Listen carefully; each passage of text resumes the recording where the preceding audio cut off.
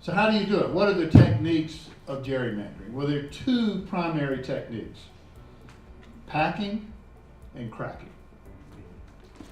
Packing simply means you pack all of the voters that tend to vote a similar way in the same party into as few a districts as possible.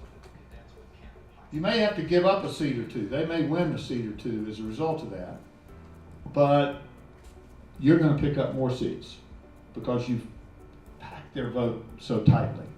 Cracking is just the opposite, obviously. You're breaking their vote up and spreading it out into as many districts as possible, again, so as to dilute the power of their vote.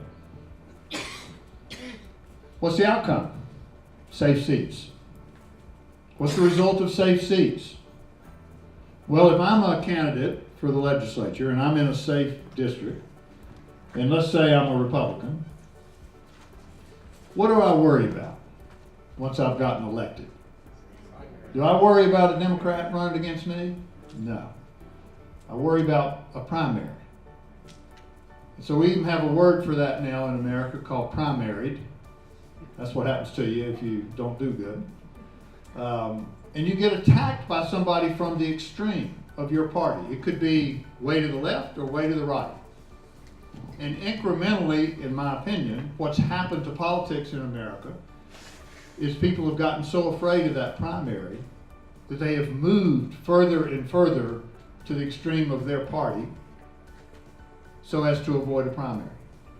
What's the other problem that you have as an incumbent when you're running for re-election? Well, there's raising cash. But there's also a fear that if you have compromised too much with the other side, that extreme of your party is not going to support you. And that may lead to a primary. So that makes it very difficult to find people who will cross the aisle, compromise, and solve problems.